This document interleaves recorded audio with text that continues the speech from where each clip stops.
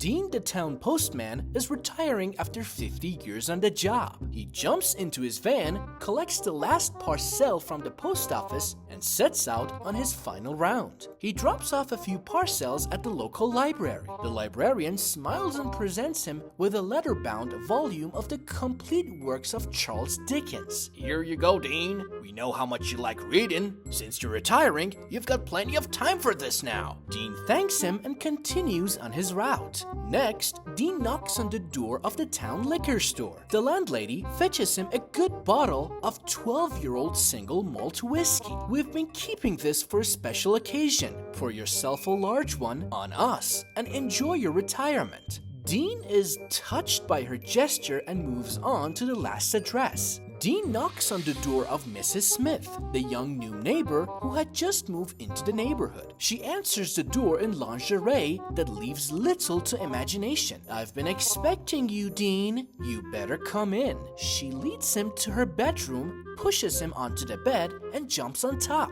Dean's head is still spinning as he gets dressed. Then Mrs. Smith slips a $1 bill into his shirt pocket before he has a chance to say anything. Mrs. Smith says, "We are not done yet," and leads him down to the kitchen. Mrs. Smith then cooks a fantastic lunch of steak, eggs, and toast. As he finishes eating and takes a sip of his coffee, Dean finally has a chance to ask, I must say, Mrs. Smith, everyone in town has been very kind today, but you've been the kindest of all, in fact. What on earth could have moved you to such a gesture?" Mrs. Smith admits, "Well, I was really racking my brains to think of something nice for you. So I asked my husband, and he said, when he gets here, screw him, give him a buck. The lunch was my idea."